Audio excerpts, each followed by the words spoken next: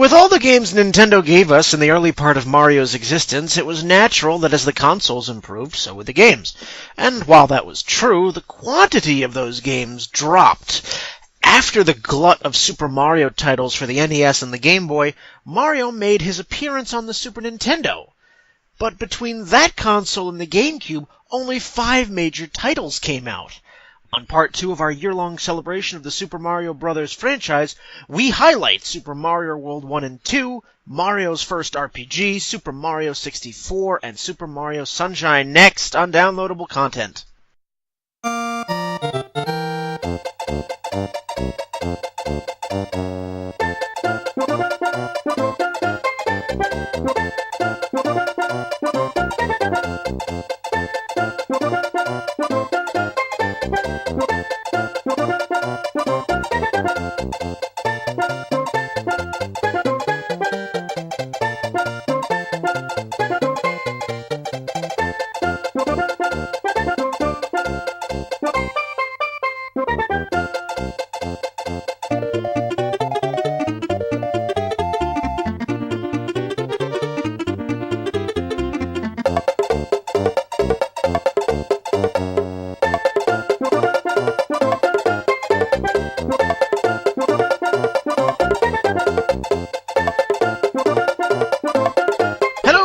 Welcome to Downloadable Content. I am Brian, still Brian, and with me on this episode is Ron.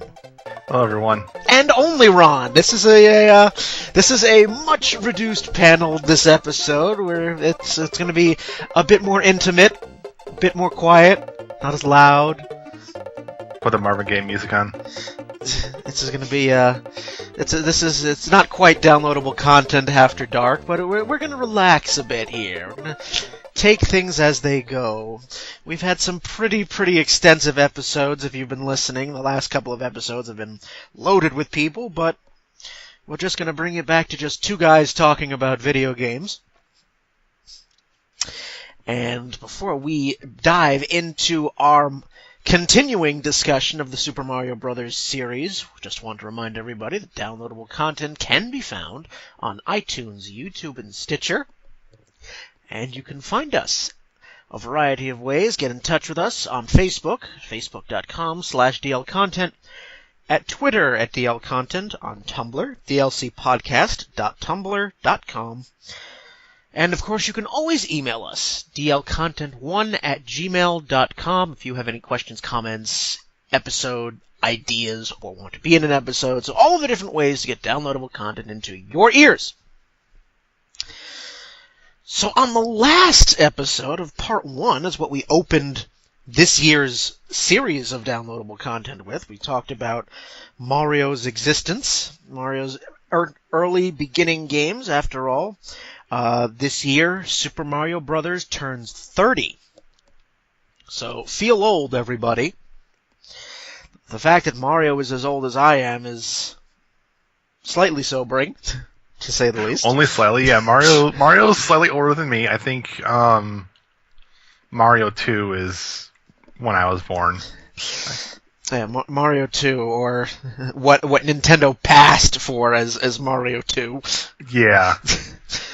But that was a separate rant. If you listened to the first episode, we dove all into Mario 2 and the pale imitation that was. So, but on this episode, Nintendo, we talk about just 5 games. There were only 5 major entries in the Super Mario Bros. Series. Now, I'm not talking about the offshoots. We're not talking about Dr. Mario or Mario Kart. Or Mario Party. That we're going to devote an episode to those offshoots. Don't you worry. Yeah, more than likely, you'll probably, the episode will see us ruining the panel friendships, just as Mario Kart and Mario Party ruin real-life friendships. Yes, so, we will definitely devote an episode to the offshoots, but for this, we're still sticking with the main Super Mario Bros. Franchise, and so we only have 5 games to talk about, and 3 of those are on the Super Nintendo. Yeah. It's a bit interesting that what the hell? Wrong, sir. Wrong. You get nothing. You lose! Good day, sir! Oh yeah, this is where you have to fail horn. And it's kind of interesting that Nintendo, in its infinite wisdom, decided that they would not have that many mainstay Mario entries on its later consoles. Well, until we get to the Wii, and then it's just, let's just whore Mario forever. Yeah. But we'll start at the beginning, though, with the Super Nintendo Super Mario World. Now, Brian, correct me if I'm wrong, this was bundled with the console itself, right? It was a launch title for the Super Nintendo. It came out the same day as the Super Nintendo did in the US. It was August 23rd of 1991, and it did. It came prepackaged with the Super Nintendo. Yeah, so it should be the largest selling yes, it is. Game? Yes, yeah. By virtue of the fact that it comes with the console, yes. It is the top-selling Super Nintendo game, followed by Donkey Kong Country. That was number 2. Which is a little surprising because considering Donkey Kong Country came out near the end of the Super Nintendo life cycle. Yeah, but it was an amazing game. Yes, but that's Donkey Kong. That's Donkey Kong, not Mario. But yes, this game, and now I'm going to admit this game is one of my favorite games ever, and it's. I know many people who have played this game. I mean, this is one of those titles that a lot of us grew up with. Mm-hmm. This would be for most of the people listening. It's either going to be this game or probably Mario 64.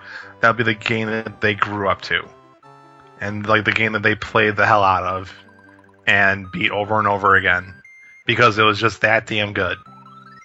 Yeah, I mean, I know that for a lot of us, I know like the original Mario Brothers and Mario 3 were also among those, but Super Mario World is probably the quintessential Mario game. Mm-hmm. It was a long game. Number one, it had something like 90-something levels. I think we did every single stage, including Star World. It's like 100 and something, actually. I'll look that up, but I mean, it's a very extensive game. Mm-hmm. And not only did we get to see right off the bat the new graphics that the Super Nintendo was capable of. You get the new graphics. You get the soundtrack. Like that initial stage is with the do do do do do, and you have the little happy jingle as you're running through. 96. Okay. I thought it was like 100-ish, so just shy of it. That's fine. Yep, there are 96 exits in the entire game. So, and so do you know what happens when you beat all of those levels? Do you remember what the game does? No, I do not actually. If you beat all of the levels, do you remember the entire game suddenly has like an autumn look? Yeah, like a little. Yeah, if you beat the game and then you play it again, it's like it's an autumn look. That's if you beat every level. Okay. So I remember seeing the autumn look, and I'm like, huh. Because I don't know how it did that. Because I mean, you can go back before you beat Bowser and go back and beat all of the levels, Star World, and then the secret world that you get for beating all of the Star World levels. So you have boards like Gnarly, Tubular, Awesome. Those were hard. Yeah, so those are pretty hard. Those were very, very hard levels. But yes, I mean, very catchy music. I mean, you're still humming it to this day. It's yeah. We got the graphics. We also have the introduction of Yoshi. That weird giant green dinosaur that eats everything in sight. Nintendo characters have a thing for eating everything in sight. We have Yoshi, Kirby. Yeah. Chomp Chomp just like, if sees you, wants to bite your face off. Piranha Plant. But yes, Yoshi is a male character that lays eggs. Go figure. Yeah, where have we seen this before? And if you remember, the different color Yoshis. Yep, you had green, yellow, red, and you really like. And if you found the blue one, you really want to keep the blue one because the blue one could fly. Yes, because each one of them had different ability. The green Yoshi was your normal. Green was normal. Red spat out fireballs. Yep, red spat out red. What did yellow do?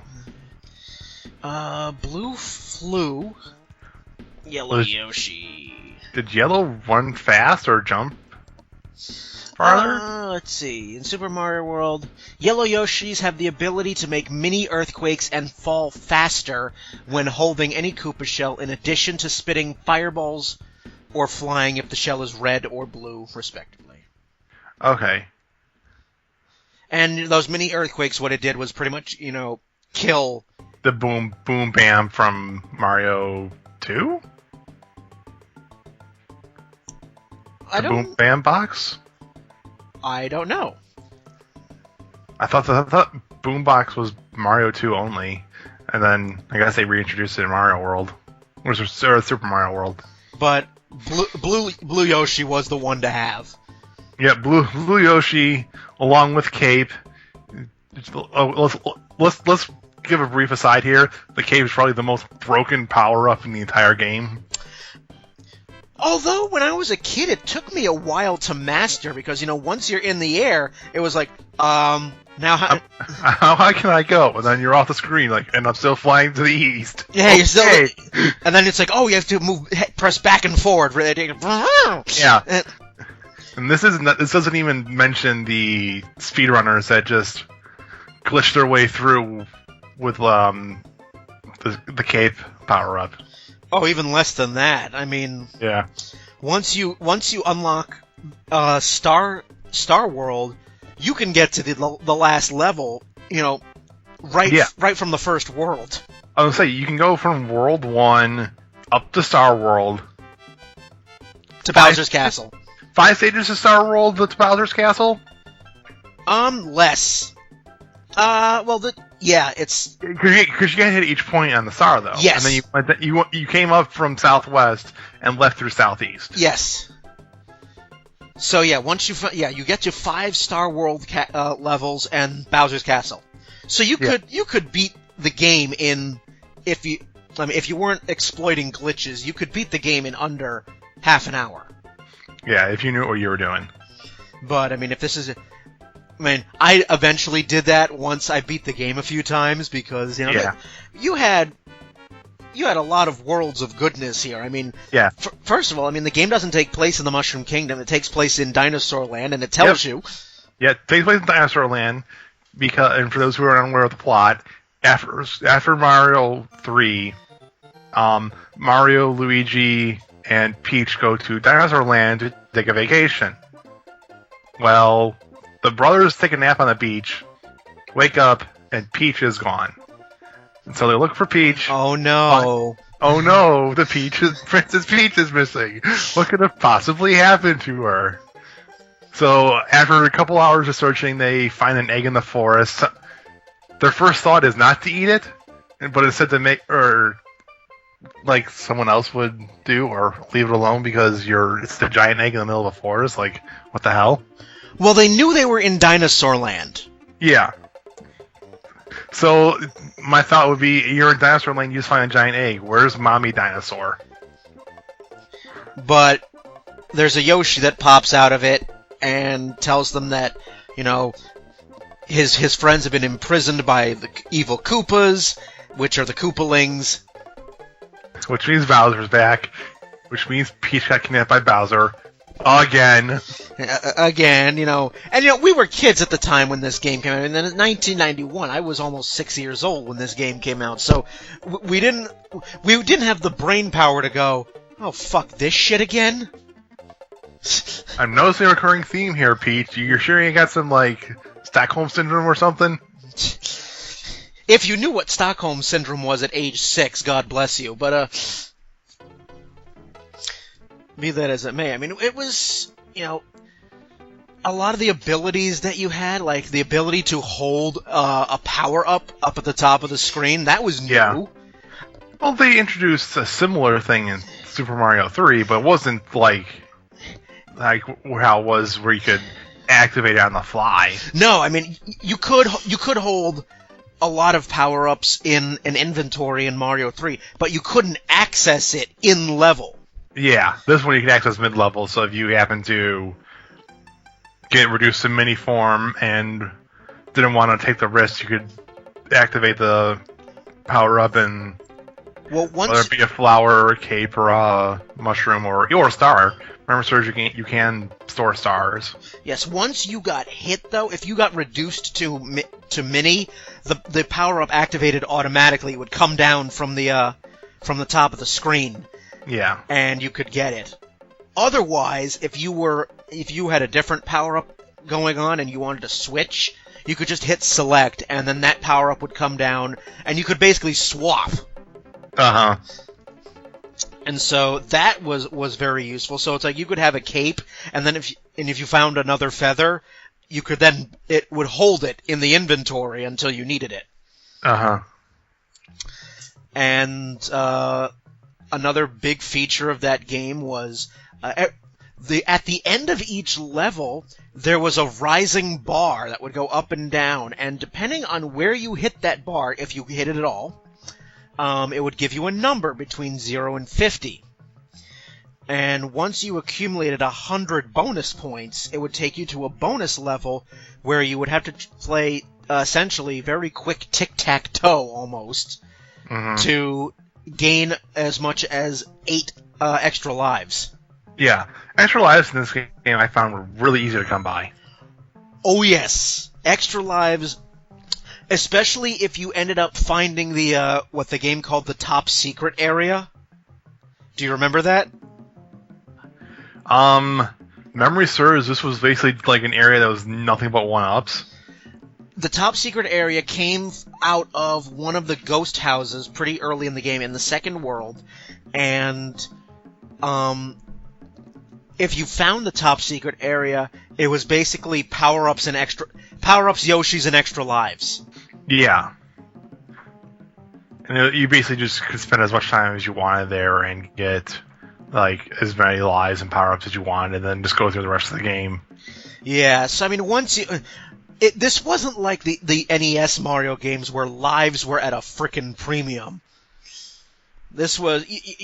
If you were pretty good, you could have dozens of lives by the end of the game. However, one little thing.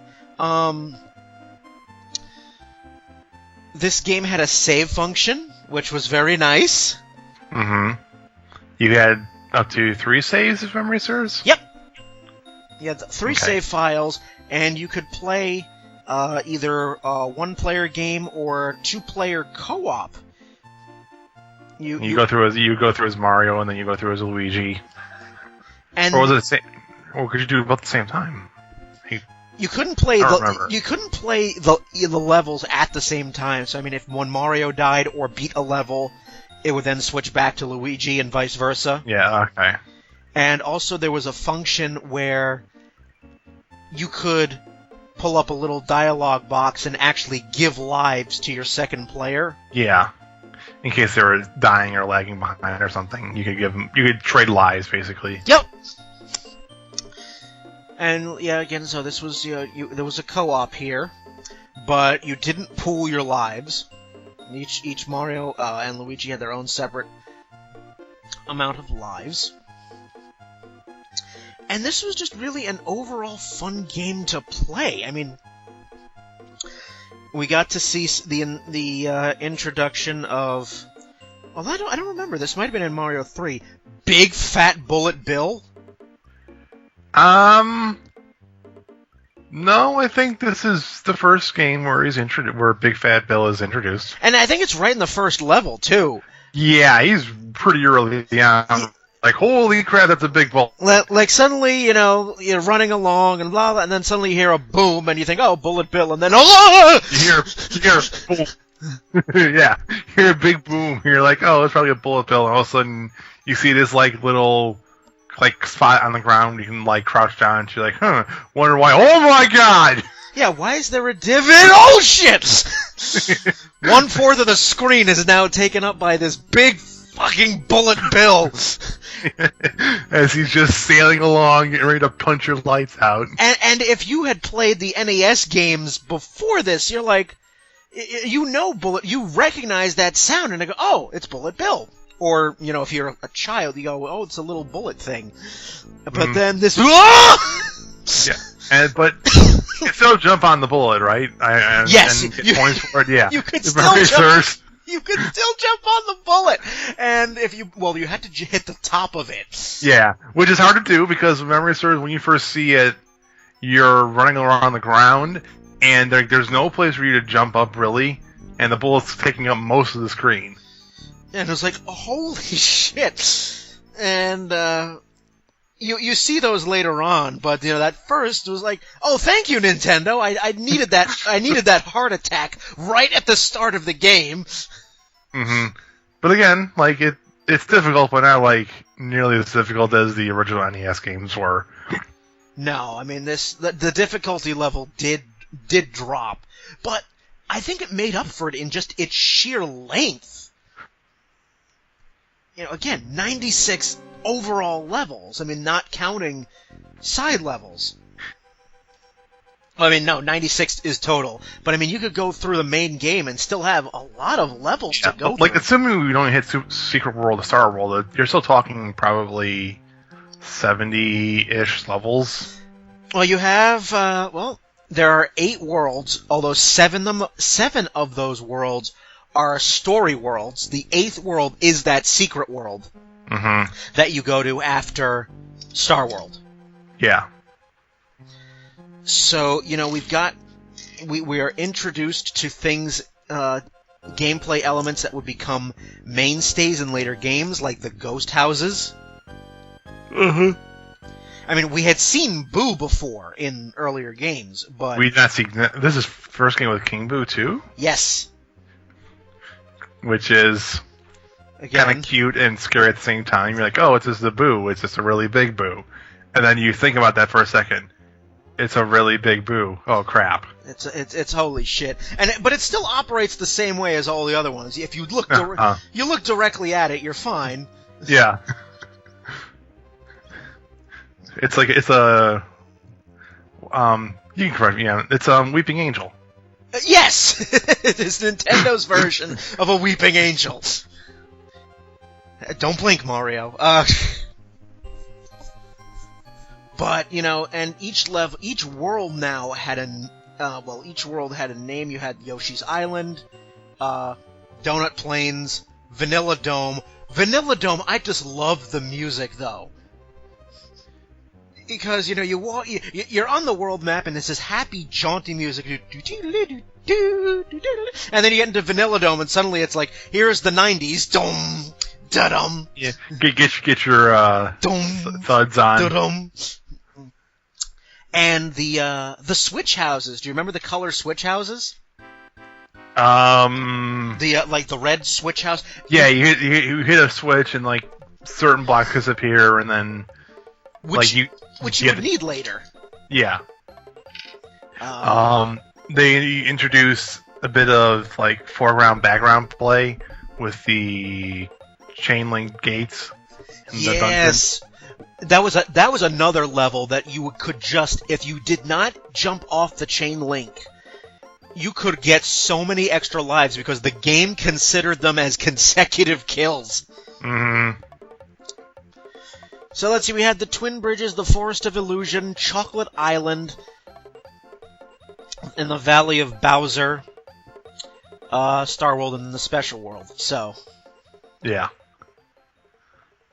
This is like, just generally speaking, it was just a fun game to play, and even if you weren't, because of the save function, this was like definitely one of the games that you could like, play a couple hours... and then just, like, save and stop for the day, compared to the previous Marios where you had to try and do it all in one go.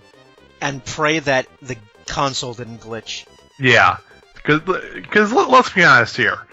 The Nintendo the original Nintendo system, for all of its amazing games on it, was a pretty glitchy system.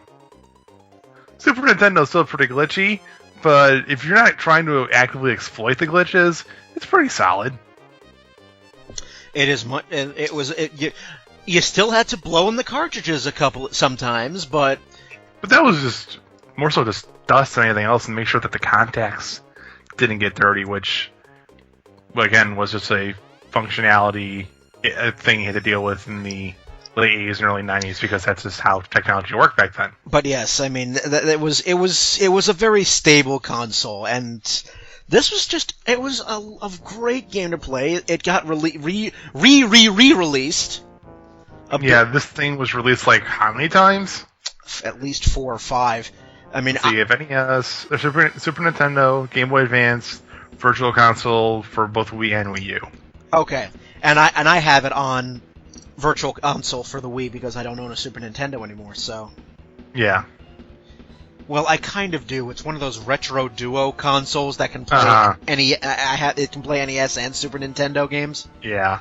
But I have it for the Virtual Console, and even to this day, I still play it.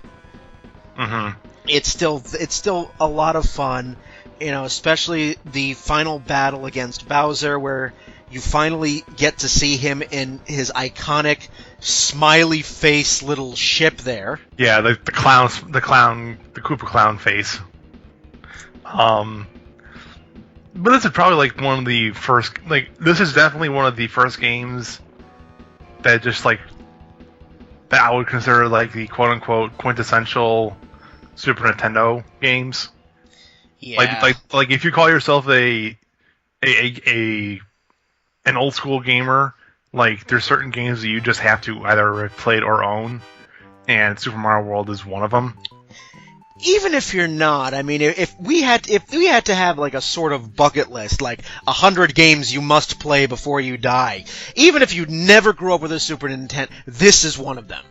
Yeah, this is definitely one of them. This is definitely one of those games that you must play. It's still just overall still a ton of fun. This game came out in 91, so I mean this game is almost 24 years old, but play it. It's a lot of fun.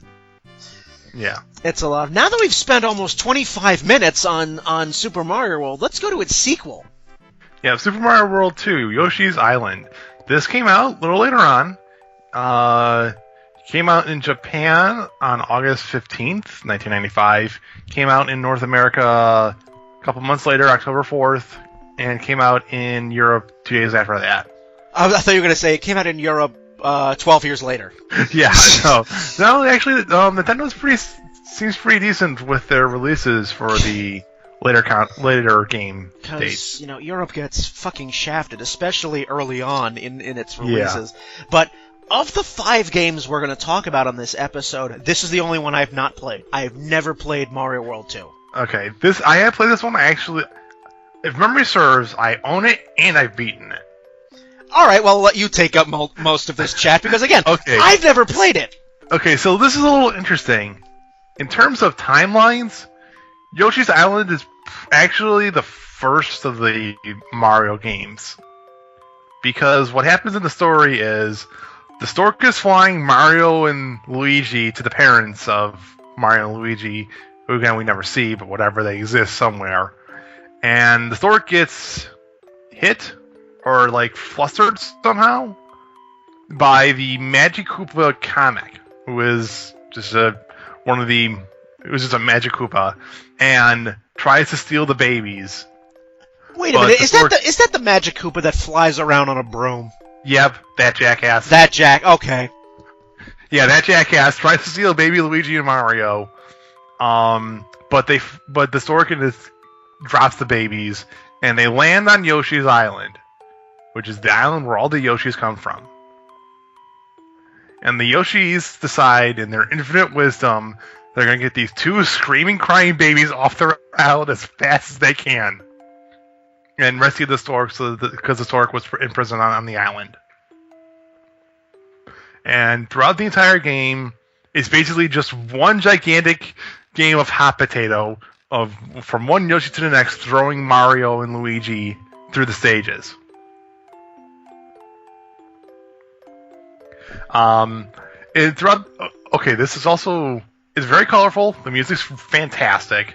It's pretty interesting because it uses the normal Yoshi mechanic of swallowing an enemy and turning it into an egg, but you can aim the eggs, and they will do like ricocheting around the stage or bouncing off enemies. Some of the eggs will actually have like a durability almost. They'll go from like green to yellow to red, so you can like try and reuse the eggs if need be. If the Yoshi is damaged, he loses grip of Baby Mario, and you have 10 seconds, usually, to grab the Baby Mario before he floats off or Magic Koopa comes by and yanks him away from you. And you basically just lose a life. Game's also pretty trippy. Like, somebody was definitely on some sort of medication during the development of this game. There's little like cotton ball type things that if you touch, like the entire world goes like an episodic trance thing where like everything gets wavy, and also affects the jumping because the entire stage moves and you're all like glossy eyed and tripping out.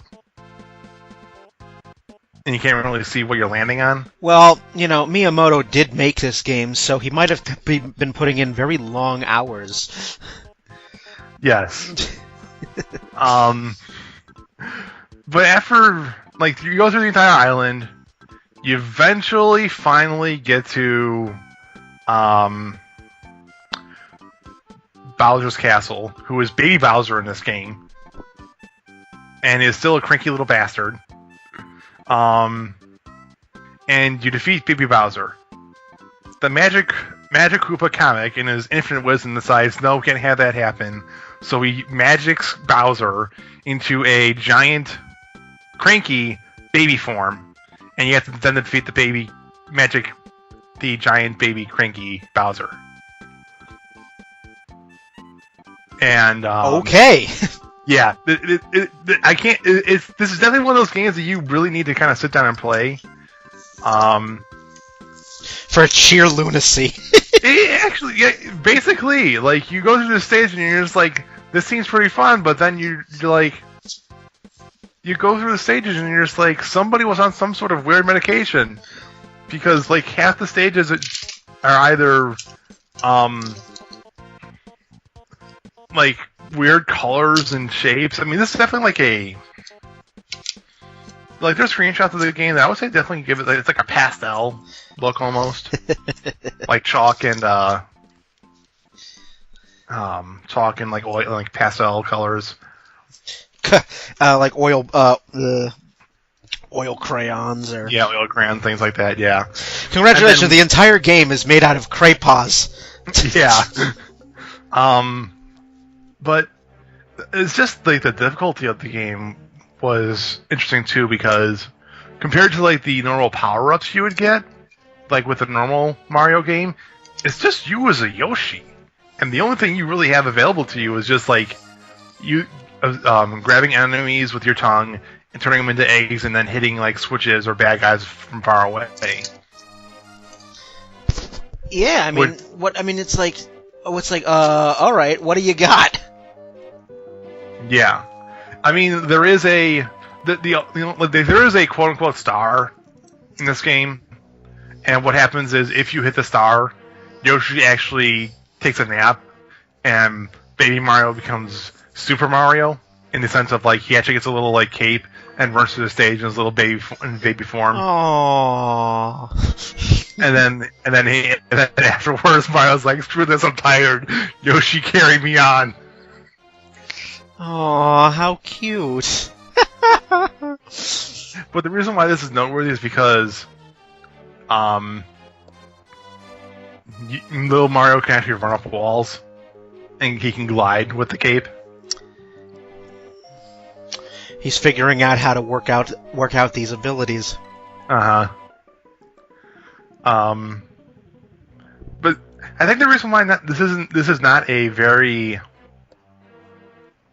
don't want to say as popular or as widely recognized game was just the fact that it came out so late in the Super Nintendo's life.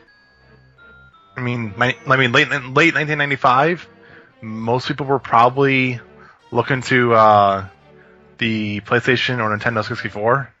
Yeah, I mean, this was very late. I mean, it wasn't much long. The world was waiting for PlayStation 1 at that point. Yeah. So they were definitely thought of the Super Nintendo as a fun console, but its time had come. You're going to put it down like Old Yeller. But, I mean, didn't Yoshi's Island spawn, a spin-off of its own? Yep. Yoshi's Island did spawn a couple of its own games where you play... Where it's basically just like sequels, almost. Where you have Yoshi's Island 2... Let's see, Yoshi's Island, then you had Yoshi's Island... Remember, there was Yoshi's Island 2... And I thought Yoshi's Story. Yoshi's Story, yep. But yes, Nintendo does this weird things with their timelines. I mean, if this game is allegedly, the start of everything. And they never really explain why the Koopas are trying to kidnap Baby Luigi and Baby Mario. They just are. They just are. I think it was a prophecy. Maybe. Yeah. At least the storyline isn't the chronology isn't as convoluted as Zelda. So, yeah, I mean, the thing is, taking a look here at Lord Wikipedia, the Super Nintendo version of the game has not yet been released on Virtual Console because there are issues, licensing issues with the Super FX2 chip. Yeah. So there's a technology issue there, but the Game Boy Advance version is out. It is available. I'm sure there really is not much of a difference between the Game Boy Advance version and the Super Nintendo version. I figured as much, because, the fact that Nintendo isn't doing, despite the game being critically acclaimed, it's still... Nintendo is like, yeah, the Game Boy Advance version is out. We're not in a real rush to get this out. Yeah. The only thing that they added were 6 secret levels and a Mario Brother minigame. And that was really it. Okay.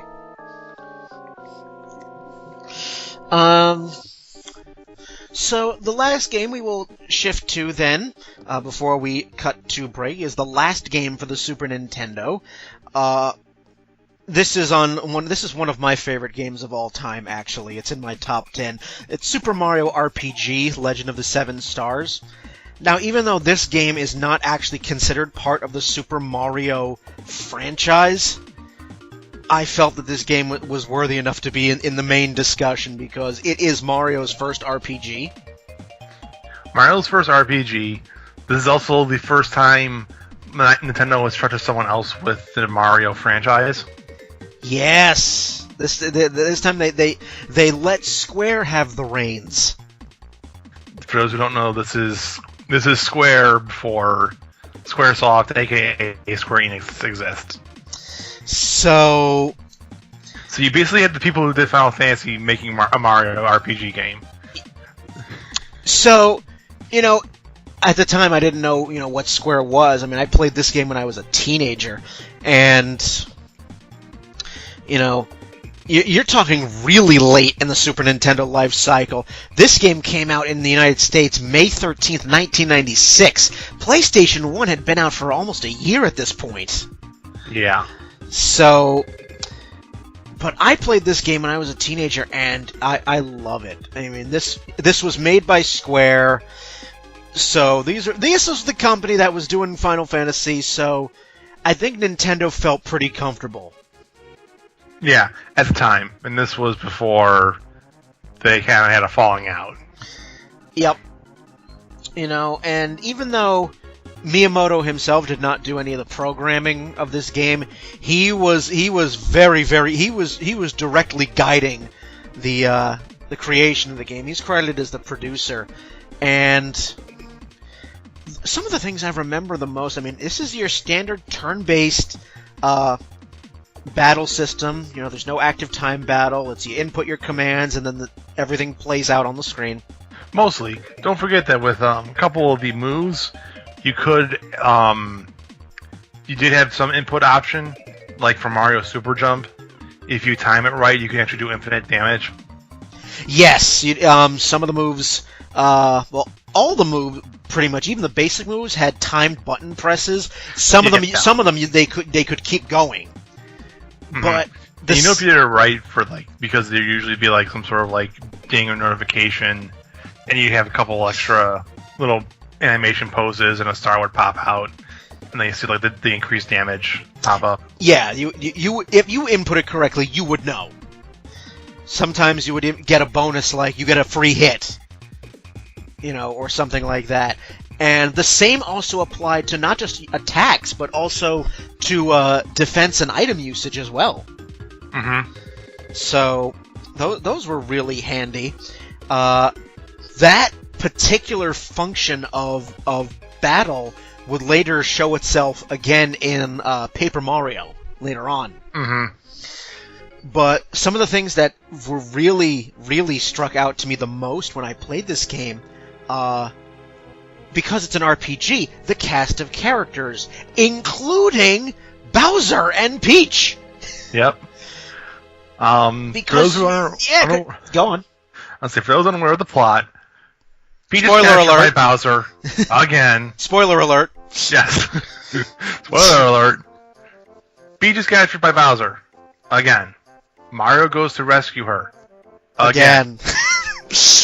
But this time, after he rescues her, a giant sword plunges out of nowhere, pierces Bowser's castle, and everyone gets thrown the fuck all over the place. Bunch of new bad guys show up, and then you are left wondering what the hell is going on. And his name is Smithy. Yep. In the English version. Kajito in the Japanese version. He sounds much more evil in the Japanese version than Smitty. Mm-hmm. You find out that the Smithy gang, led by Smithy, oh, so surprise there, has descended from a place called the Star Road, which is they didn't really go into too much detail. It's this nebulous thing. They do that in Mario Galaxy too. It's like, and you have to collect 7 stars, hence the Legend of the 7 Stars portion, and this will restore the damage. This will heal the damage that the Smithy gang does, and basically bring everyone from the Star World that descended back to the Star Road itself. But along the way, you get, you have a cast of characters. As I said, Peach and Bowser eventually join your party, and you have other characters like Mallow. Yep, who is a cloud boy, who thinks he is a frog. Yep. Gino. Who is a spirit from the Star Road, who possesses a doll. I think Gino was the star of the show. He was definitely if Mario is the quote unquote star, Gino is the second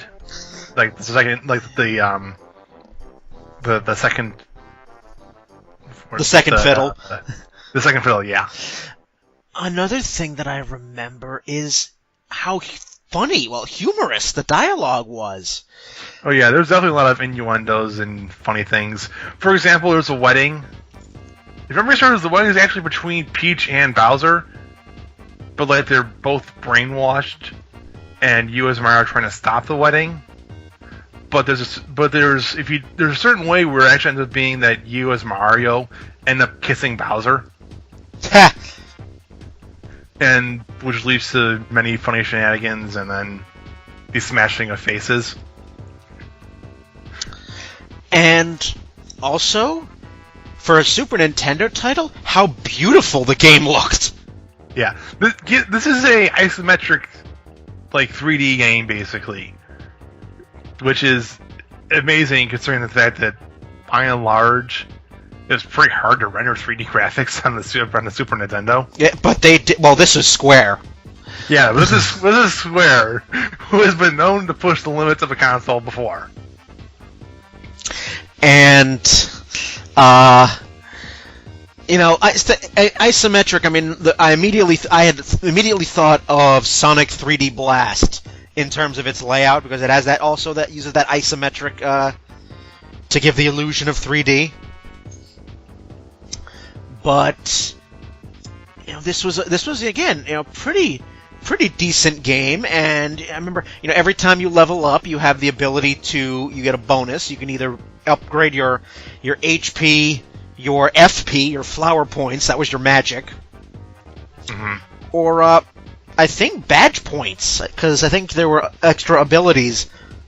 Yeah, with badge points, I believe how it worked was you can only equip a certain number of skills, but badge points let you equip more of them.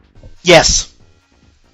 So, like, you could say, for example, if you leveled up badge points enough, you could eventually equip all the skills, but then you'd be as weak as a wet paper towel. Yeah, and although even though what never got old, and this was always funny to me, when you have Peach in battle and she uses like her hand, and there's like this giant hand just slap. Yeah, she or the frying pan was either. Actually, she had 3 weapons. She had a glove where she just literally just smacked a bitch. Yep. She had a parasol, and then she had a frying pan. Yeah. Clang. So pretty much she's either smacking you with a frying pan with a clang, a parasol with a thwack, or a gloved hand with a smack. And Mario uses hammer, boot, shells. I think he gets shell. And then shells, and he uses shell. Yeah. He does use shell. Bowser's just big. Bowser's just big, and he just beats someone's face in. Yeah, that's. Gino uses, because he's a doll, he uses like robot fists and guns. Mallow just smashes him with his fists. Yeah. And because this is an RPG, I mean, you get to the final boss, and because it's an RPG made by Square, the final boss has to have multiple forms. Yep, you fight the giant sword form, and then you fight Smithy in his actual form, which is just like literally just a giant robot, if memory serves. I don't remember. I actually am playing through that game again, but I don't remember. But there's also, do you know of the optional boss in that game? The optional final boss is the 4 crystals, which is quite literally the 4 crystals from Final Fantasy. Yes. And if you beat them, you beat the game. Yeah, Culex, and yeah, it is the only time, ladies and gentlemen, that you will ever hear Final Fantasy music in a Mario game, because the boss music for this optional boss is the Final Fantasy IV boss theme. And after the battle, you have a conversation with this boss, and the background music is the prelude, that harp. And yeah. I'm like, that's the only time you'll ever get Final Fantasy. Those were like, yeah, but that was probably the hardest boss in the game too, even harder than the final boss. Well, that's a Square staple. Yeah, I mean that's a Square staple, but memory serves, you actually had to beat it with Peach. Like there was no option. Like it had to be Mario and it had to be Peach. I don't remember. I honestly don't remember if those were mandatory characters. I don't think they were mandatory, but it was just the difficulty of the boss itself. Like you needed Peach's party-wide heal to keep yourself alive. Yep.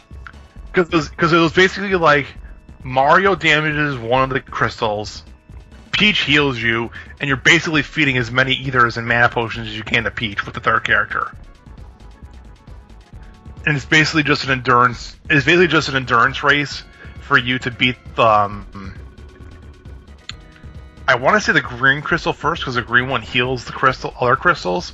But once you beat the green crystal, like it's almost a cakewalk after that.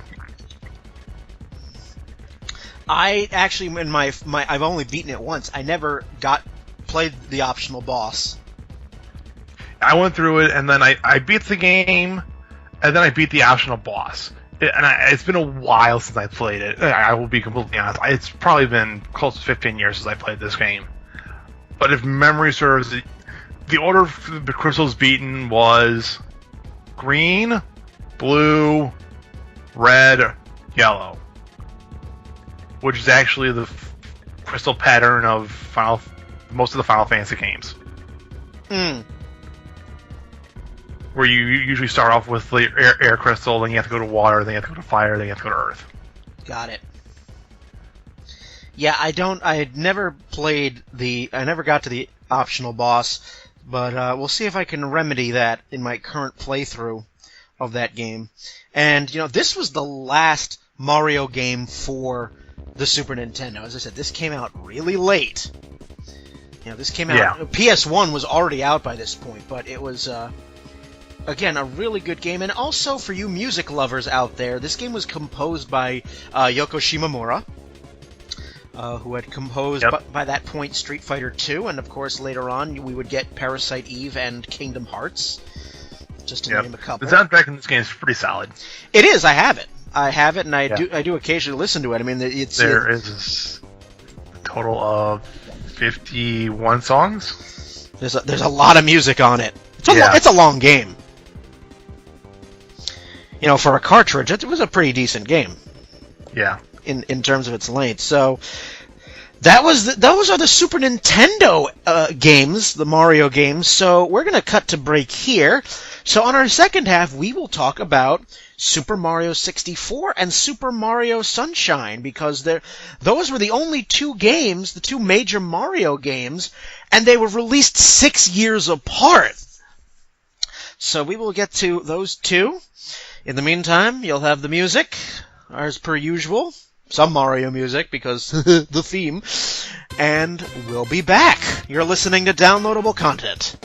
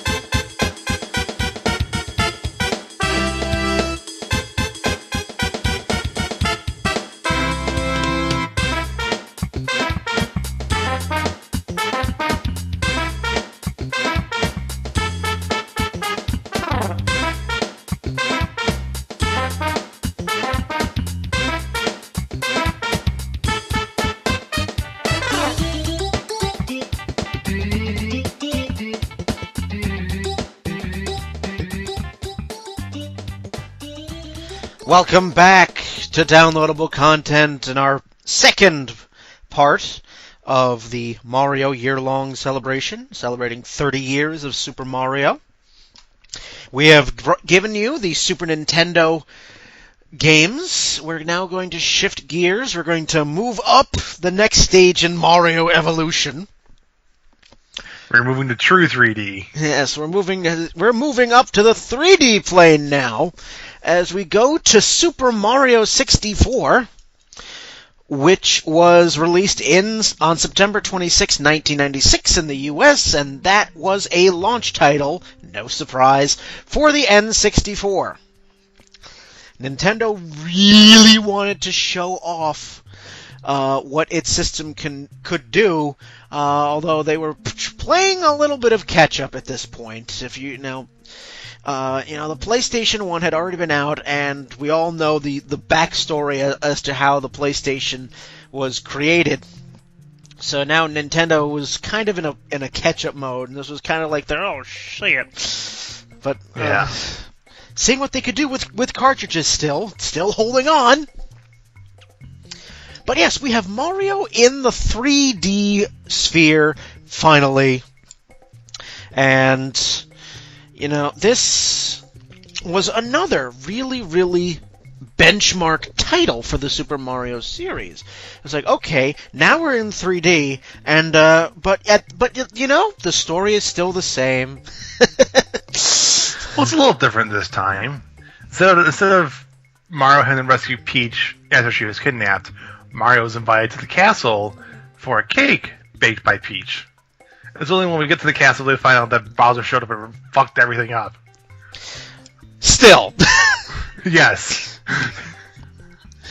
And that you had to go through the entire castle's various 3 levels, the basement, what else was there? There's 3 floors. Basement, a moat, and a courtyard. Yeah. Plus, and in addition to the 3 floors. Uh-huh. And then you have to jump into various walls and paintings for instanced areas where you had to collect various coins and stars to get stars so you can unlock more of the castle. And eventually get to the painting where Bowser had captured Peach. Yep. And the object here in this game is to collect stars. And after getting a certain number of stars, I think it was 70. There's 120 total. 120 in the game, but you just not need all of them. You needed 64 or 72, I think, to beat Bowser. Yeah, you needed a bit more than half. But there was an average of like 6 or 7 stars per stage. I thought it was 8. It might be 8. I know it was a fair number of them. So it was like long as you maintain a slightly above 50% average, that you could unlock the final. You could beat the game pretty easy. And the emphasis on this game, I mean, we're no longer. Nintendo has sort of abandoned the very linear structure. This game is definitely, I remember, much more focused on exploration. You were encouraged to stick around in each level for as long as you wanted to get all of the game's stars. And the game would drop subtle hints as to how to collect those stars. Yeah.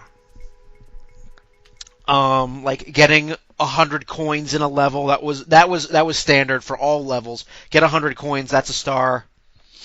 But some of them were a bit more specific, like get the 8 red coins, or this star is located at the top of the mountain, or the bottom of the pyramid, or the top of the pyramid, or something like that.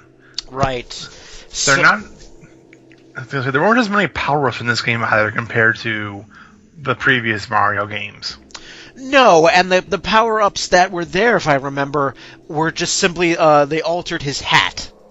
Yeah, you have a wing cap which allowed him to fly, which would help for some of the ones that usually had some sort of like obstacle course or a checkpoint system. Yep. You had a metal cap, which that was great. yeah, made him immune to most damage, able to withstand wind, walk underwater, and be unaffected by noxious gases. And then you had the vanish cap, which made him partially immaterial and allowed him to walk through some obstacles, such as a wire mesh, as well as granting invulnerability to some forms of damage. So he basically just had like cape, mostly star, and then Metal. Tanuki suit. Well, the metal cap now, that's the introduction, basically, Metal Mario. Yeah. And that, and also, because of the jump to 3D, they really played around with Mario's jump mechanic. Mm-hmm. You know, he could jump off of walls. Yeah, they really emphasize the platforming in this game. Like, more so than previous Mario games, which are platformers to begin with. One of the features I remember most, though, because this was the first Mario game I had ever played that had this function, he's got a life bar. Mm-hmm. He has 8 health bars?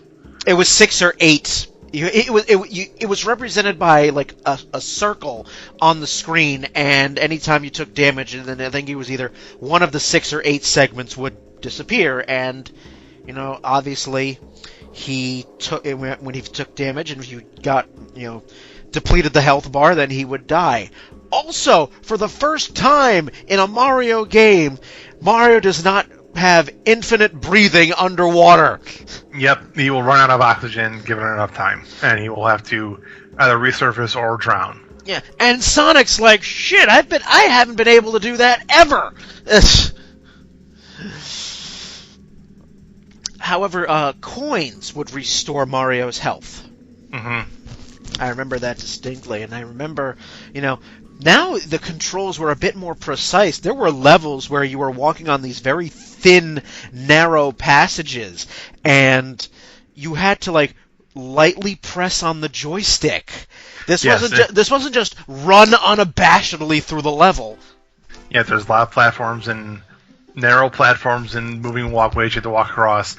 And then it's in the N64 controller is not the most accurate of analog sticks.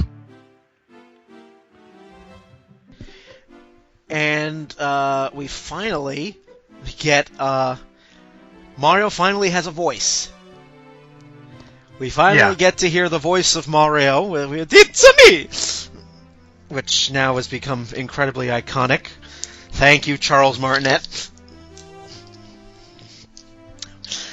And this was a very, very interesting playthrough, because now it's not just, go through the 8 worlds and, you know, our princess is in other castle. This was really, really explore. Nintendo really wanted to make almost open world Mario in a way. Yeah,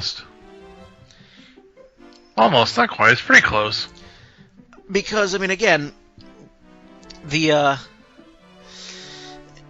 main focus here is on exploration. I mean, yes, you could beat the game with, you know, the bare minimum amount of stars you needed, but it was actually a lot of fun and occasionally challenging to try to get all 120.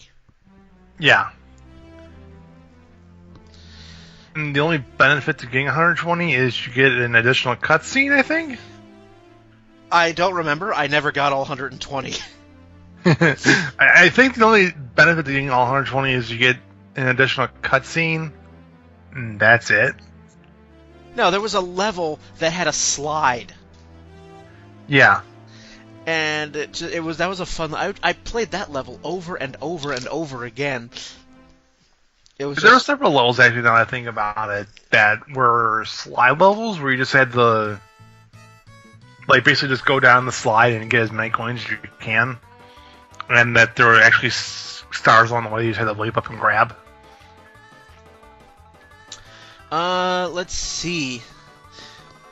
I will let you know. After you get all 120 stars,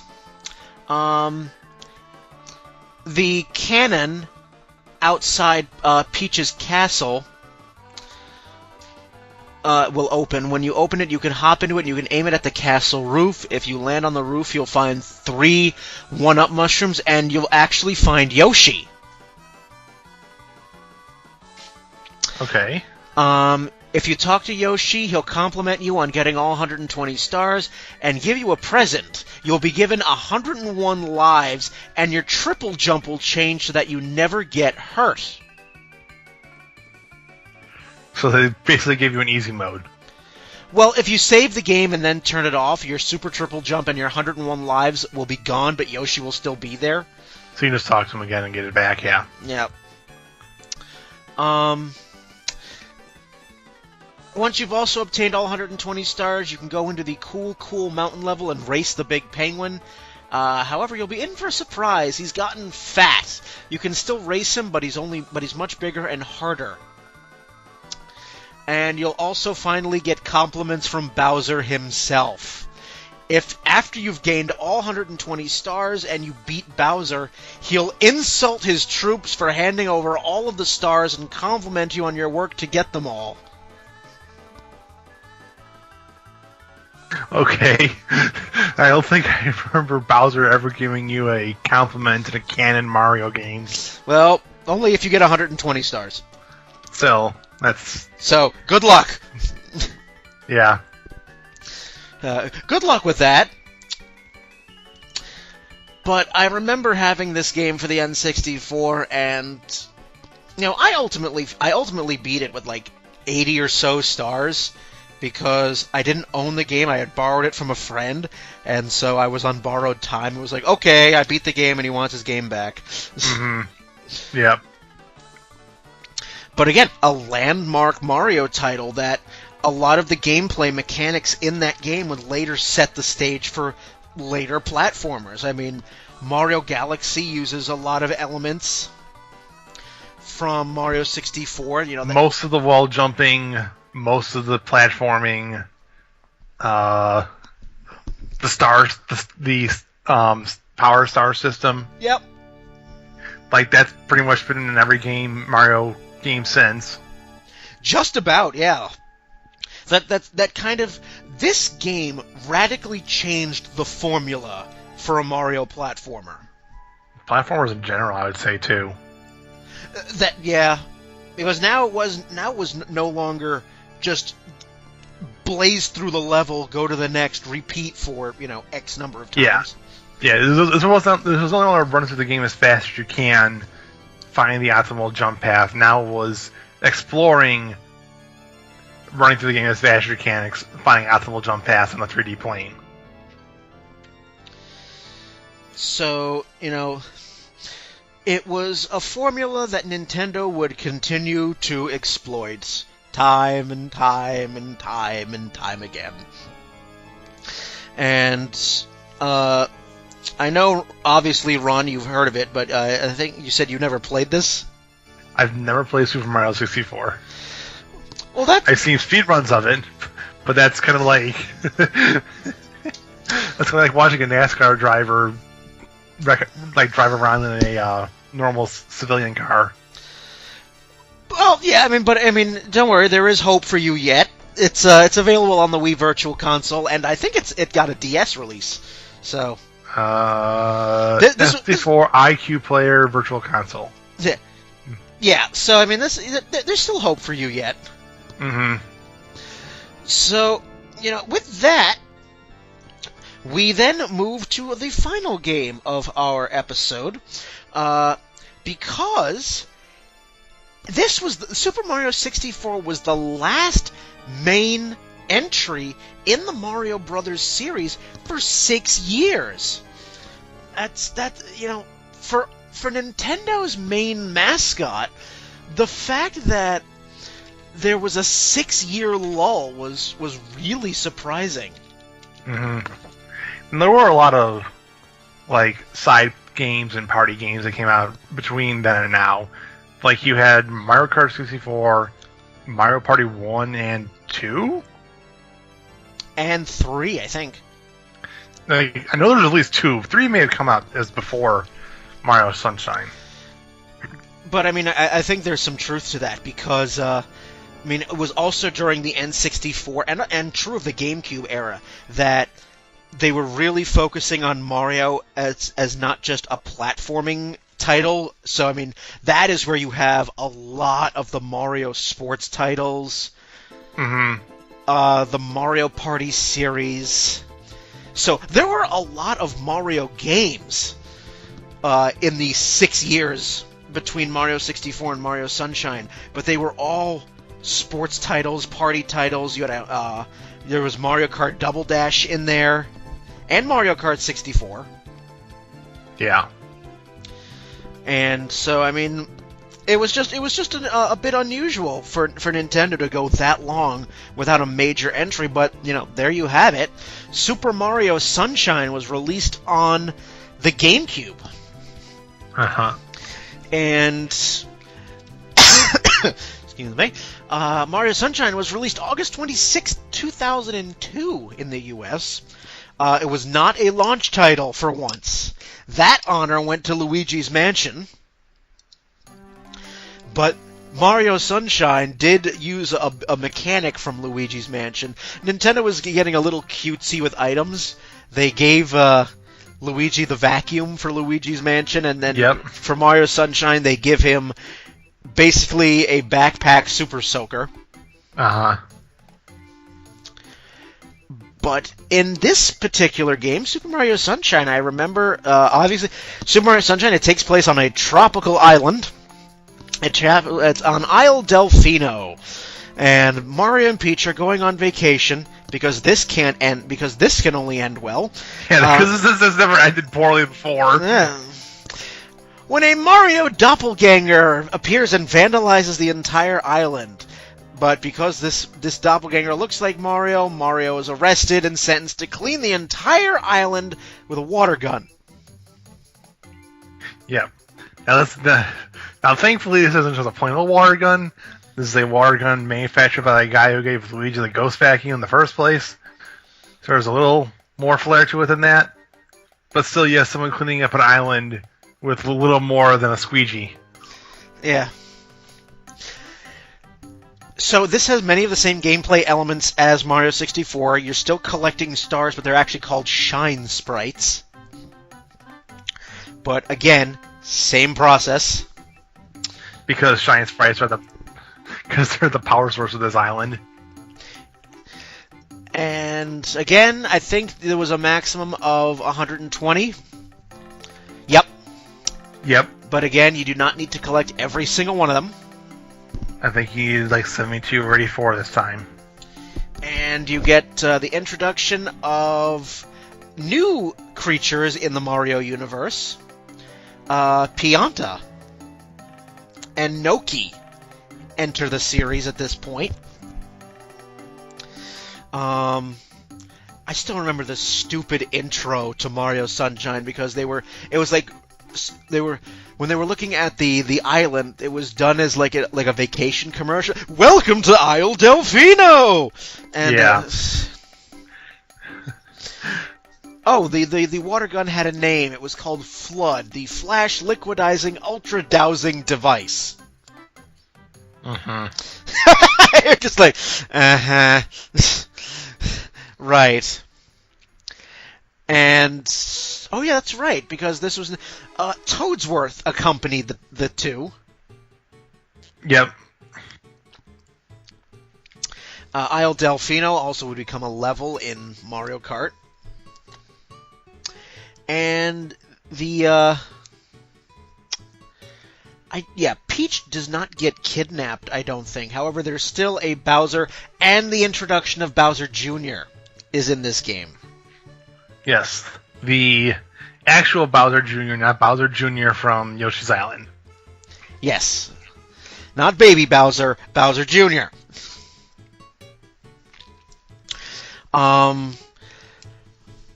So, I mean, again, this is a very colorful game. It's a very, very pretty game, and obviously, since it's using a lot of the same gameplay mechanics as Mario 64, Isle Delfino is obviously bigger than Peach's Castle. Yep. And the water gun has uses. For example, I remember, like, the thing has 1 billion PSI. You could use it to get into hard-to-reach places. Yep. Mario still has wall jumping. He has a spin jump now, I think, in this game. I believe so. He had like a ground pound or a butt pound or something like that. One of the things I remember with Flood was that you eventually get the ability to basically be like a rocket booster. Uh-huh. And eventually just like shoot all over the place as long as you got the water to do so. Yep.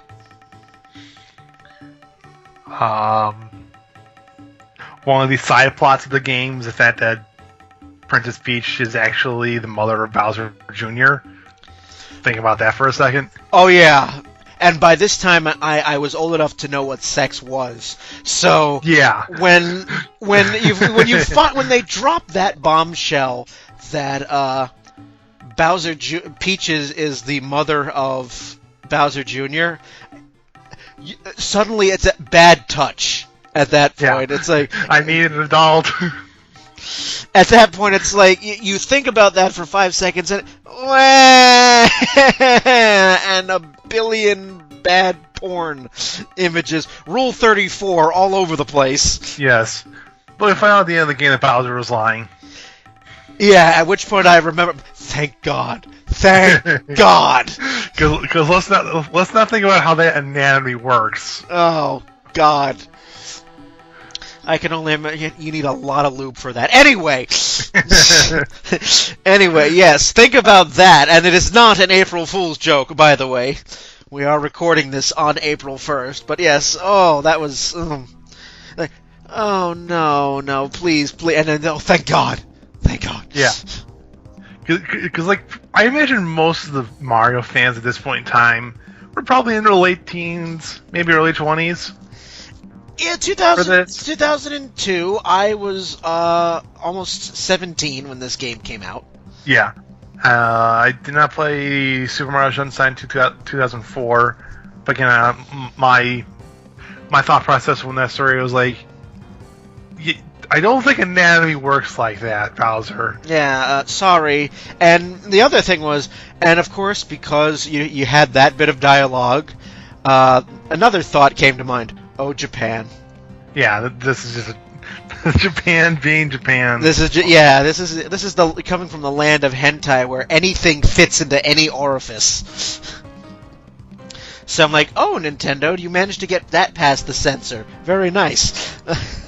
Which is surprising because I remember the game's rated, right? Yeah. Yeah. Game's rated. So how do you get that? How do you get that past the? Oh my God. They probably thought was like, oh, only kids will play this. They won't get it. We certainly got it. Wait, just say the adults get it. I'm pretty sure any parent that saw it almost immediately turned the console off right then and there. It's like, mommy. But I liked, shifting back to the game, I liked the exploration, especially once you got the rocket booster, because now you could go up. You could like go to the Shine Sprite Tower, and you actually had a pretty good graphical look of the entire island. Yeah, it was pretty decent sized island, and like honestly, this was probably one of the first games that showed off just how like good the GameCube's graphics were. Yeah. Yep, I mean it was still going up against Sony and Microsoft, but still it was very nice.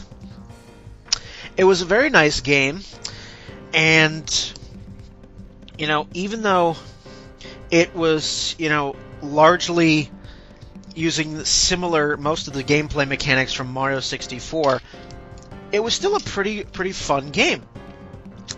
I always had a chuckle every time you got one of those Shine Sprites, though, because the game would say, Shine Get. Yeah. And I'm like, I thought we were past the age of bad English here. Yeah. I do also remember that Yoshi was on the island. And yes. You would use Yoshi to get to certain areas that Flood could not get to. Yep. And this time Yoshi ate fruit instead of anything in sight, so he's on a diet. Yeah, Nintendo put him on a diet. Fruit only. What do I even do with fruit? You can't spit fruit out and, have fire shoot out. You can fly with fruit.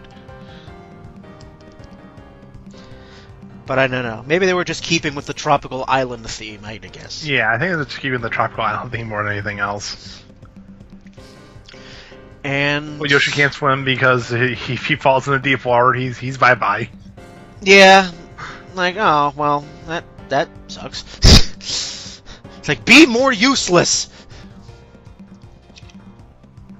It is also the first, and fun little tidbit, thank you, Wiki, the first but only 3D Mario game which features full English voice acting in the cutscenes. More than just your standard, Mario noises. Text box, yeah. Text box or ho ho, or actual words. There's not English in Super Mario Galaxy? During the play. This is saying strictly in cutscenes, because Mario Sunshine actually had cutscenes as opposed to gameplay dialogue. Okay. Spoken gameplay dialogue. So, I guess that makes sense. Now, this was the GameCube. Mm-hmm. This is the GameCube. I mean, again, you don't want Mario talking. He might say something that might, crash Nintendo forever or something like that. He might say something like, Nintendo's treating me like an asshole, and that'll be the end of that. You don't want that. But that's pretty much it for this episode. We've gone through the 5 games. On the next episode, we are going to get into the Wii and Wii U, and the 3DS, the handheld titles, because again, once the DS and the Wii come in, suddenly it's let's exploit Mario again. Yep. With you have Mario Galaxy, New Super Mario Brothers. New Super Mario Brothers 2, New Luigi Brothers. Yep. Super Mario 3D World. Yep. And we have plenty of that. That's going to be an interesting episode because again, now Mario is entering the 3D realm. And that will be an interesting topic of discussion. So, Ron, do you have any final thoughts on any of these 5 games before we call it a night? I would definitely recommend for those who have not played some of the earlier Marios. Like I don't know what you guys, for those listening came in, but definitely go back if you haven't played the games in a while. Definitely go back and sit down and just play them. Like most of them are pretty timeless, I think. Like the gameplay doesn't really get old by and large. I was gonna say, if you really haven't played one of these in a while, let's go back and play it and just be like, this is still pretty solid gameplay, even for 5 or 10 years later, or even 20. Yeah. I mean, again, as we mentioned, Super Mario World is definitely one of the. I think it's a must play for anyone. Really, it has a save function, so you don't need to worry about that. It's at this point from Super Mario World on, everything you have save functions at this point. So, they're all still available. I mean, Mario World, Super Mario World is available. All of these games are out and readily available. So yeah, I mean, go ahead and play them. The Super Nintendo ones are cheap. Yeah, Super Nintendo ones are cheap. The only thing difficult really will be Super Mario Sunshine, because it's in that weird nebulous area of being like, it's sort of modern, but it's not on the Virtual Console just yet, but it kind of should be. I don't think it's on the Virtual Console because I mean the original Wii is backwards compatible with the GameCube. Yes, this is true. I think that might be why. So that's probably why you don't see GameCube games on the Virtual Console for that reason, because we already have a console out that can still play them. Yeah, even though I think Nintendo stopped making the original Wii. So it might be showing up on the Wii U Virtual Console soon, but not, as of recording, it's not showing up yet. No, but be that as it may, go out and play these. I mean, they're very, very good games. They're a lot of fun. And one of the things, I have said often about the Mario series is that, for 30 years, we have played these games. We know exactly what we're getting into. You have the Mushroom Kingdom. You have Peach. Peach gets kidnapped by Bowser. You have to go save Princess Peach. We know that going in. But it's how you get there that is always interesting because it's always different. Yes, there may be elements. There may be elements borrowed from previous games, but the journey is always interesting. So that is my bit of introspection for this. My deep thinky thoughts. No, that's pretty accurate, I think.